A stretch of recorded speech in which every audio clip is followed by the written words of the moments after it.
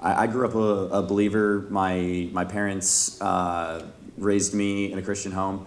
I think that perspective shift is still happening. I think I still absolutely idolize so many things, but the main shift for me was when I joined the Nationals and they put me at third base, and I have the yips at third base. And if you don't know what the yips are, it's where it's like a mental block type thing where you're kind of scared to make a bad throw, and so you do.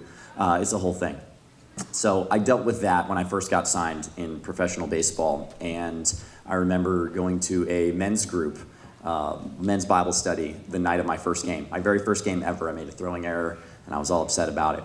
And I talked to this guy about it, and from this small group, and he was like, hey man, like, I know what your problem is. It's you are a people pleaser. You idolize the opinions of other people, and that's where the fear comes from. That's why you're afraid to throw the ball away. That's why if there's no one else there, you could make the throw 98 out of 100 times. But when there's people there, that's when you're afraid. And so for me, I had to be okay with failing and trust that even if other people might see me differently, despite my failure, the God who created me loves me the same. And I think that it's that love of God that ultimately led me out of that fear. Find older and wiser leaders and consistently meet in a small group, be connected to the local church. You're not going to be able to spiritually grow if you're detached from the body, and then I think especially young men need mentors, and those can be hard to come by, I think. So finding a local church where you can have mentors to walk with you through all of that, I think is so huge. So that'd be my encouragement, and say wherever you end up in college, find a local church and shut your mouth and listen to people who are older and wiser.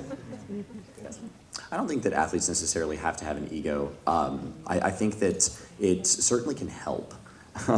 There's a lot of players who are very confident in who they are, and their whole life they've been praised for being this elite athlete, and so that's how they see themselves. And so along with that comes an ego and this like sometimes delusional confidence that actually can help, I think, in a sport like baseball, performance-wise. That being said, I think that so many of my teammates have been humbled time and time again. I have been humbled over and over again by the sport of baseball and outside of baseball.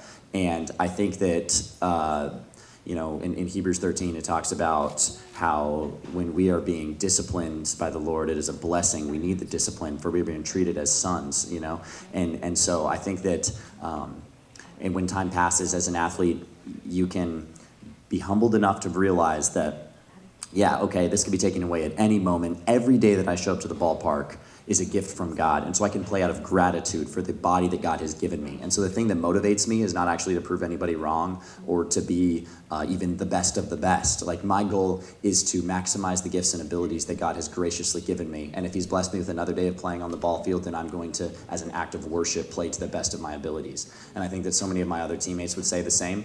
But you're absolutely right. I think that a lot of times it goes hand in hand with athletics, but I think that it doesn't have to. I had no idea what God was doing. I wanted to be an Olympic gymnast, so I did that. And then, that fell through. And when I was like 8 years old, it was the whole thing. It was hard to find a men's gymnastics program. No one wanted to wear the leotards, I think. So I did that.